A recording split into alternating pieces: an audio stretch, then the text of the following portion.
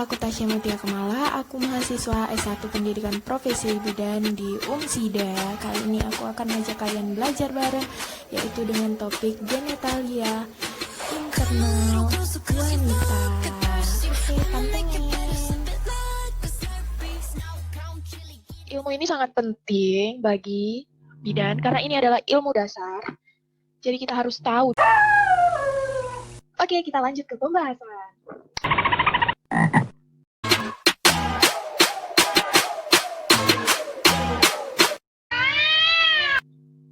Wow.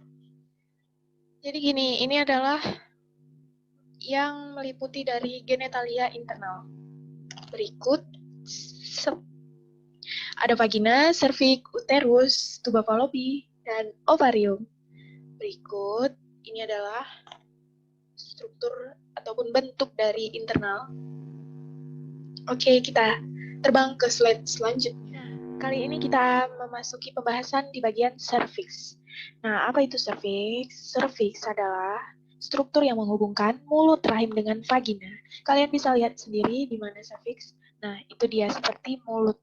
Ataupun arti dari cervix itu adalah mulut dari rahim.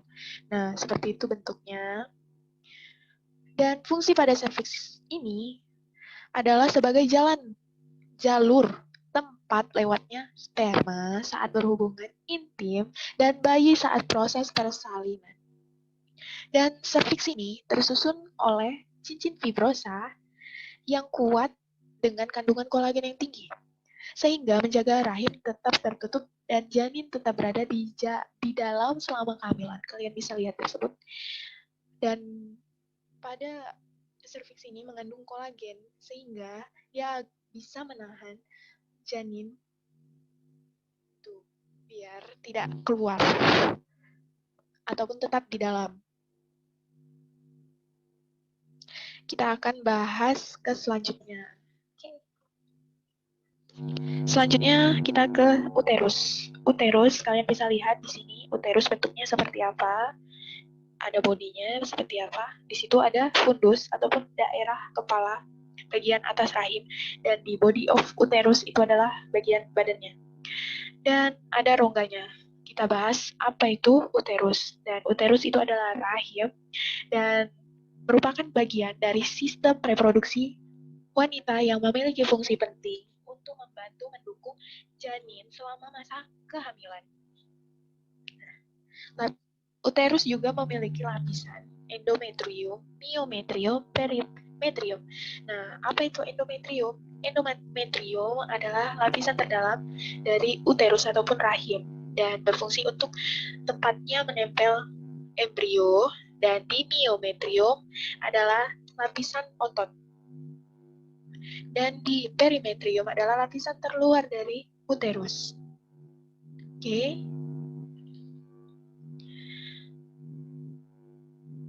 Dan di uterus juga itu berperan dalam proses menstruasi.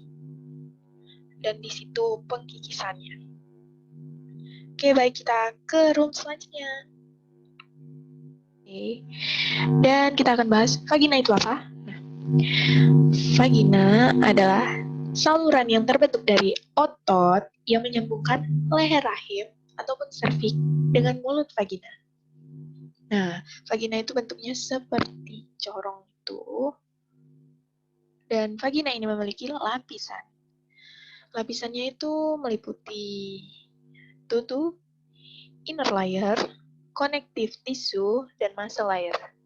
Inner layer itu adalah lapisan terluar dari vagina, dan connective tissue itu adalah jaringan ikat. Di muscle layer, jaringan otot.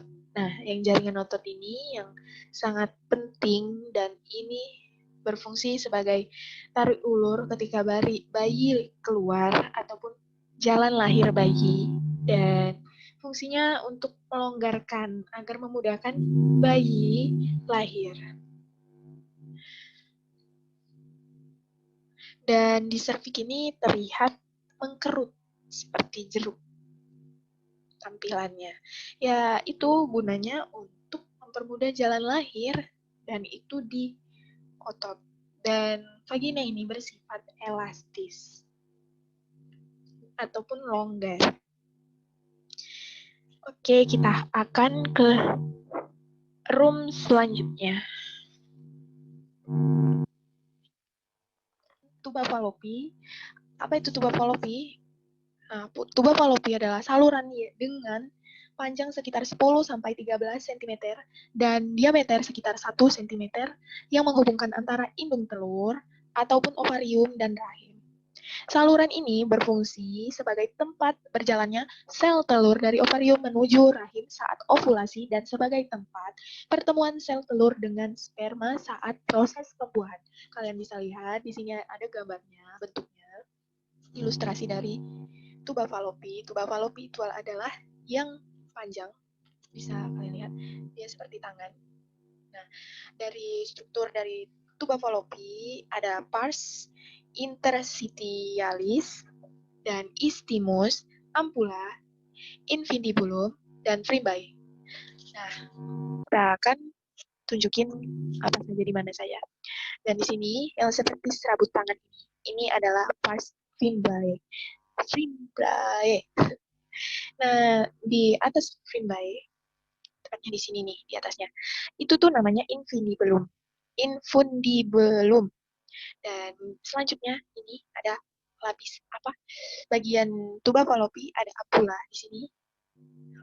Di sini ampula dan selanjutnya bagian sini ini pars istimus dan paling ujung di sini interstitialis. Dan itu dari bentuk tuba Fallopi. Struktur dari tuba Fallopi ada meliputi silia. Silia itu yang ada di dalam corong ini, dan fungsi silia itu tersebut dia membawa ataupun melancarkan perjalanan pada saat ovum itu untuk menuju ovarium ataupun dari ovarium menuju dinding rahim. Dan silia itu seperti bulu ataupun dalam arti silia itu adalah bulu. Nah, pada tuba Fallopi ini memiliki juga lapisan. Lapisan itu meliputi tunica mucosa dan tunica muscularis, tunica serosa. Dan di tunica mucosa itu rambut silianya, lapisan terdalam. Dan tunica muscularis itu lapisan ototnya, muscle, muscularis. Dan di tunica serosa itu adalah penutup tuba ataupun kulit terluar tuba Fallopi tersebut. Baik, kita akan membahas bagian selanjutnya. Dan di terakhir ada ovarium. Nah, ovarium ataupun indung telur adalah salah satu organ reproduksi pada wanita yang berfungsi untuk memproduksi sel telur dan hormon termasuk progesteron, estrogen, dan testosteron. Manusia memiliki 2 ovarium, kanan dan kiri. Ini adalah struktur dari ovarium. Nah,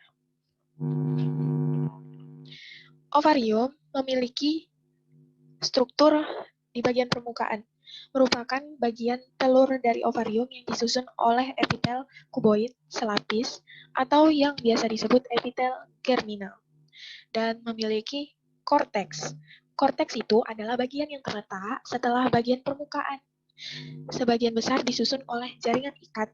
Korteks juga merupakan tempat ditemukannya sel folikel dan oosit.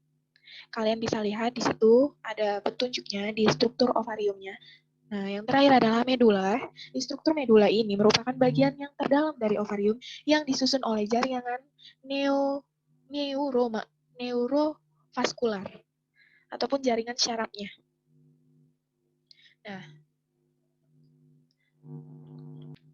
Nah, kalian tahu ovarium itu di bagian mana? Dia berdampingan dengan tuba Fallopi. Kalian bisa lihat di situ tuba Fallopi di bagian fimbriae dia menggenggam ovarium. Oke. Ini dia yang namanya ovarium. Oke. Sekian dari penjelasan saya ataupun pembahasan saya, kalian bisa diskusi. Saya juga seorang mahasiswa, jadi jika ada salah kata ataupun kurang gimana gitu, kalian bisa luruskan, kalian bisa komen di video saya. Thank you for watching. If I mistake, I'm so sorry guys. Saya juga masih belajar dan saya juga masih semester 1 dan saya akan berusaha sebaik mungkin untuk konten ini. Terima kasih. Sampai jumpa.